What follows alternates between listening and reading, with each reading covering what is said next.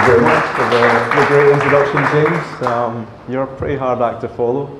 I think I scared James the first time I met him. I knew pretty much everything about him in every single show, and he was just looking at me strangely from the side. But anyway, good morning. Thank you for coming down and joining me for this.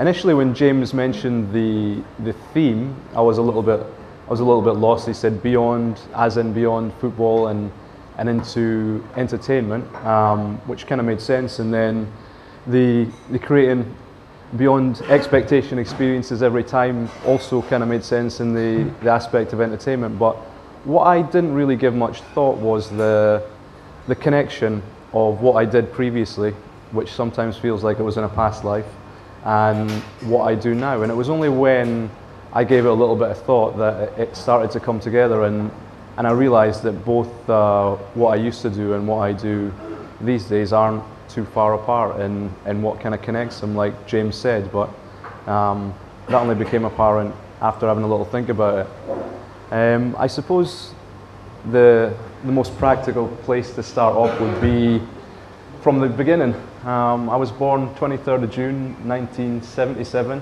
a long time ago for some of you. On that same day, Brazil played Scotland in a friendly game of football. The product of a Brazilian mother and a Scottish father, so I guess from day one, football was always going to be in the blood and part of my story. So for as long as I can remember, there were pictures of me usually beside a football. There are not many childhood memories that didn't involve football or sports, I suppose. From the age of about 11, I was picked up by a local football team, Aberdeen, and so I entered their developmental process. Their intention at that time was to obviously train an athlete, and that's kind of what I did from there on in, probably about 4 or 5 times a week with a professional club. So from a really young age,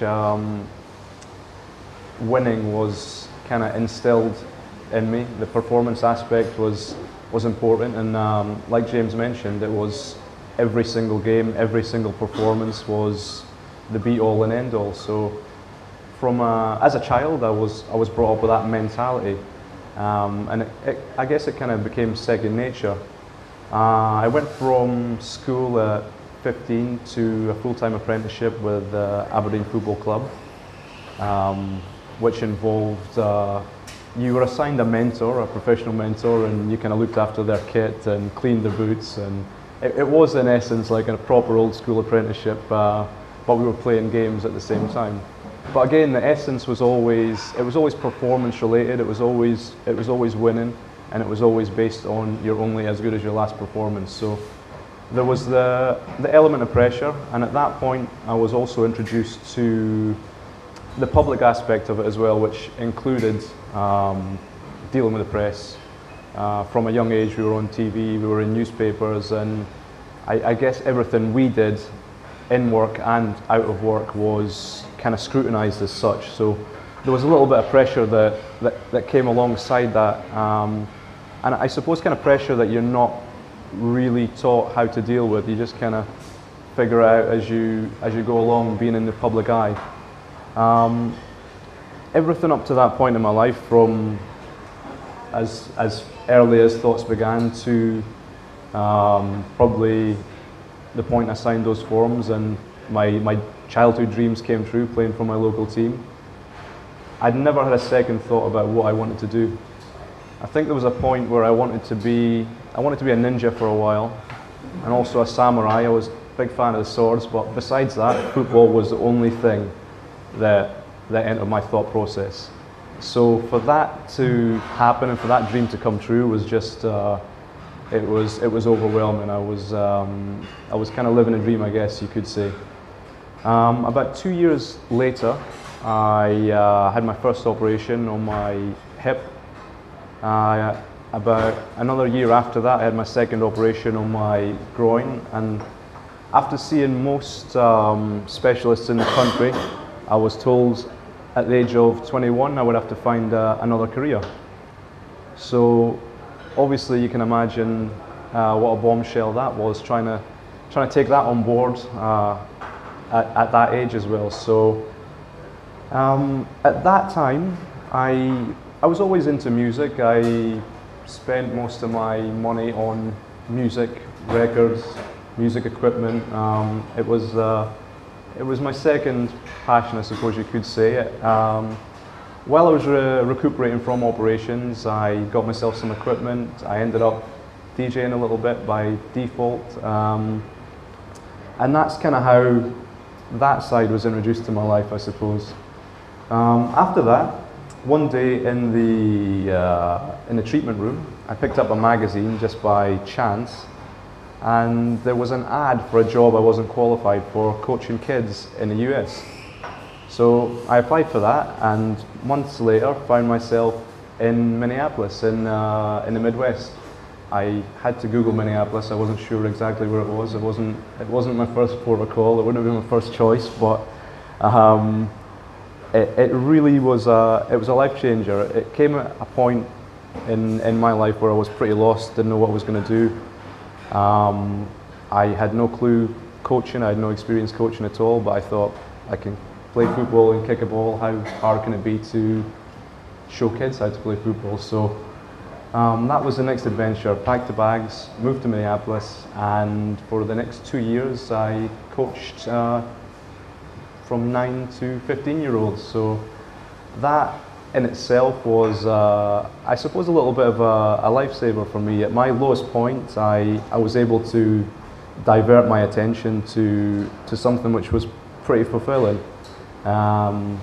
So that kind of kept my mind off whatever else was going on in my life at the time, and I was able to focus fully on something else. From that, I think I spent about 10 years on and off going back and forth to the US working with children.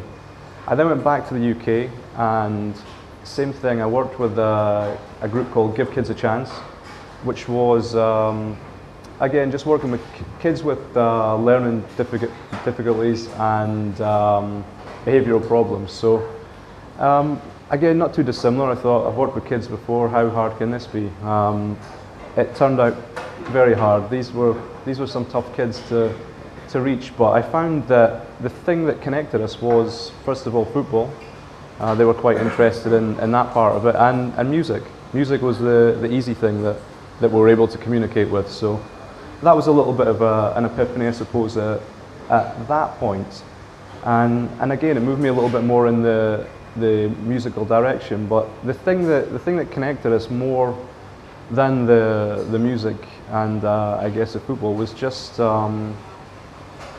personality, just kind of opening your heart to something and just showing a little bit of interest in them. And at that point, I kind of realized, with the coaching, with the football, with the kids, the connection was it was that individual connection. It was just an exchange of ideas and an exchange of energy, and I then try to focus a little bit more on that part of it, with the performance aspect, with the music. It got to a point at home where I went back to playing part-time football again, and as some of you probably know that follow football, you do get quite a lot of not insults, good-natured banter from the terraces. So there was a point in one game where there was a comment about a DJ, and it kind of stuck, and then I was known as DJ from home and away fans on both sides. And it got to the point where I guess I didn't realise that I'd made a transition from football to music full-time almost. And it happened quite naturally without too much thought. I began putting on my own club events. We started a company called Urban Scott, which was based on artist development. One of the artists we work with, you might know Emily Sandy, who I think she outsold the Beatles last year, so she was one of our kind of projects. I can't take credit for what she's achieved, but she did give us a mention in her book. We worked with Young Fathers, who just won a Mercury last year, and a number of other artists who are still very active on the scene. So again, the focus very much was on development of the individual within music, I suppose, or using music to achieve different things. So from there, I think I ended up working with Sony. I did a stint at Tommy Boy. I was writing at the time for Blues and Soul, and I ended up as a contractor for BBC and BBC One Extra as well.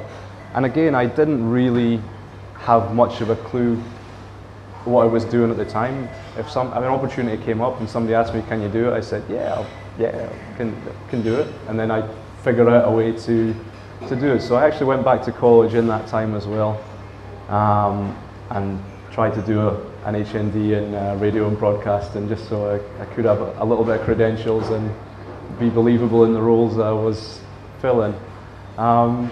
But again, the whole thing, the whole transition from football or being a professional sportsman to music was quite a natural one, and I suppose the same things applied to whatever it was I was involved in. It was just hard work, a little bit of determination, and above all else, I think just a real love of what I was involved in.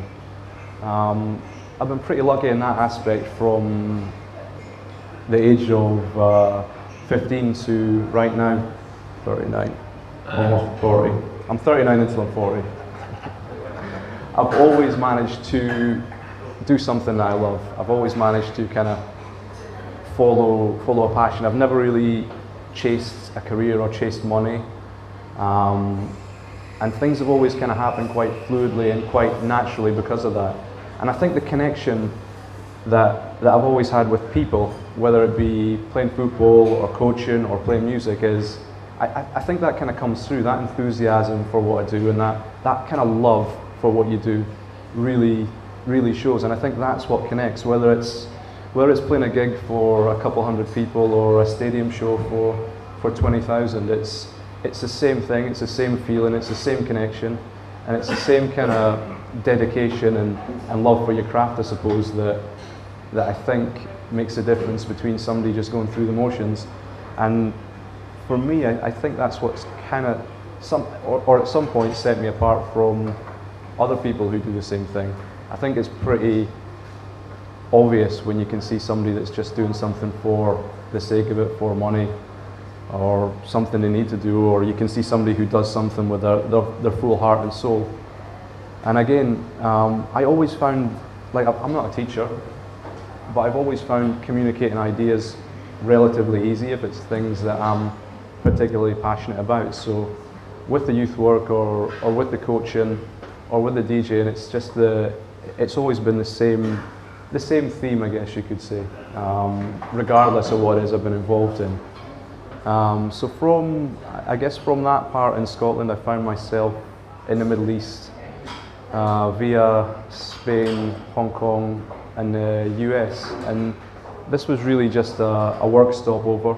I ended up here a couple of times and a couple more times, and then I was here more than I was at home, and almost a decade later I'm still here in the Middle East, and it's been a real adventure here as well. I came here initially as a freelancer, ended up working at Atlantis full-time.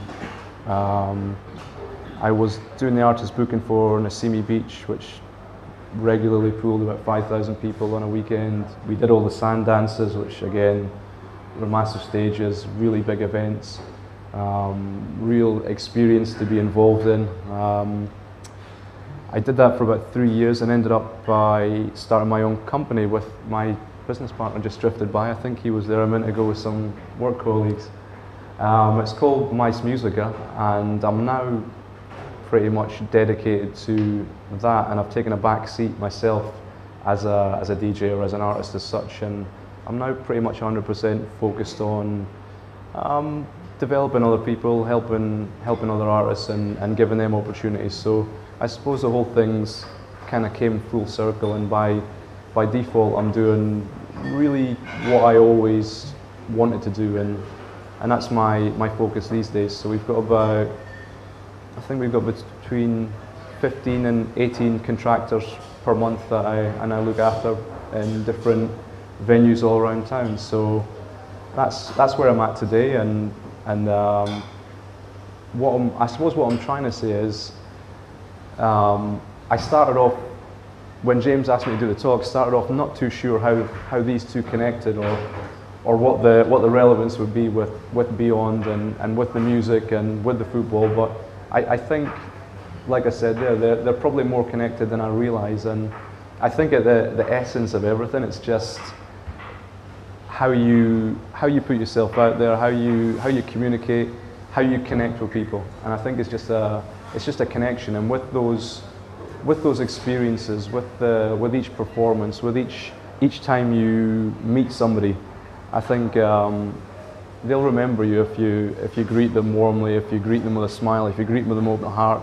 And I think as a performer, that is kind of what's always enabled me to, I suppose, maintain relevance after 15 years and still be able to do what I do.